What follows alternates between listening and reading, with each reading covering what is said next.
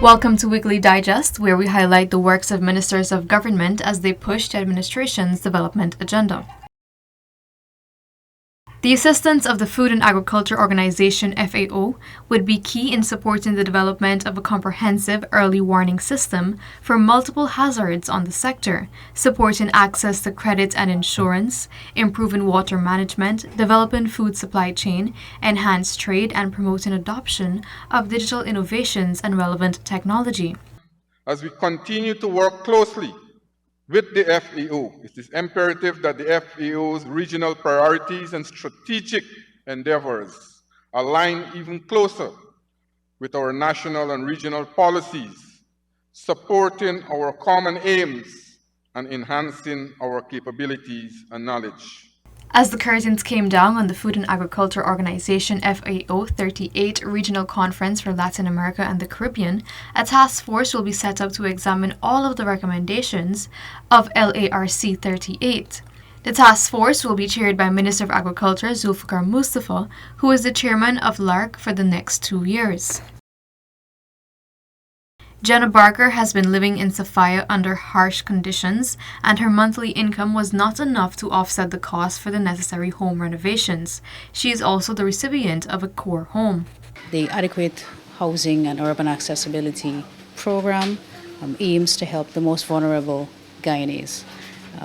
It's a project total of about 5.8 billion Guyana dollars, and over the last few years we've been ensuring that we construct core homes across 3 areas: East Bank, East Coast, and which includes Sophia, and over in Region 3.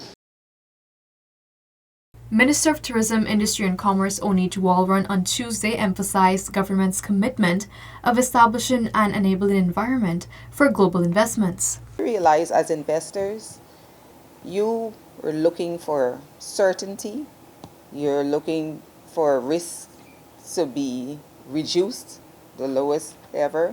And so as government, we want to, and we will build the enabling environment for your investments to be safe and to be secure. The Ministry of Labor has graduated a number of persons from Zijing Aurora Gold Mines in occupational safety and health. The issue of safety transcends every activity we're involved in. And we have to understand that even when you leave this work site, you have to perform and ensure that this knowledge is utilized within your homes to protect you and your family. Padmini Benny is a resident of Bartica who has capitalized on every training opportunity that came her way. Benny is one of 85 persons from Bartica and Kaburi to receive their certificates from the Board of Industrial Training. Bartica is far advanced than many other areas because you're one of the few areas that has a training center, Board of Industrial Training Center. For that matter, I would say that the first Board of Industrial Training Center was established here in Bartica. The government of Guyana has voiced its discontent with the recent actions of the Venezuelan National Assembly, which has passed legislation to regard the Essequibo region as its new state. This is highly regrettable, and it is in violation of the principles of the good faith discussions which were undertaken at Argyle and more latterly in Brazil.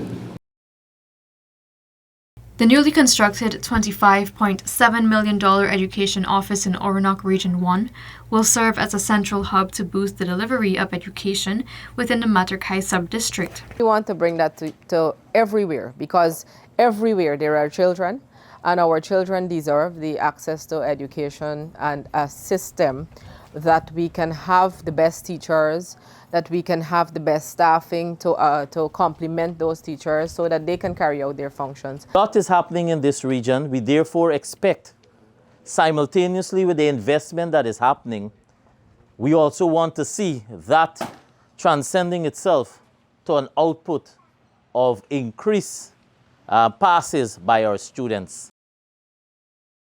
300 residents of Arukamai Region 1 will now have easier access in and out of the community following the commissioning of a $44.1 million farm-to-market road in the area. Now that we have the opening of this road network, please let us now maximize on the opportunities for agriculture production. Guyana's forestry sector will continue to receive the necessary support to promote sustainable growth. This was affirmed by Minister of Natural Resources Vikram Bharat as he joined the Guyana Forestry Commission in celebrating International Day of the Forest on Thursday. Almost 8 to 9% of our country is protected, and we have made commitment to expand that. We hold a large percentage of the world's flora and fauna, animal, and we have committed to protect that and to restore our biodiversity, while at the same time exploring our natural resources to create a better life for our people. This brings us to the end of this edition of Weekly Digest. For these and other government-related stories, do log on to our website at dbi.gov.gy and our social media platforms as well. Goodbye.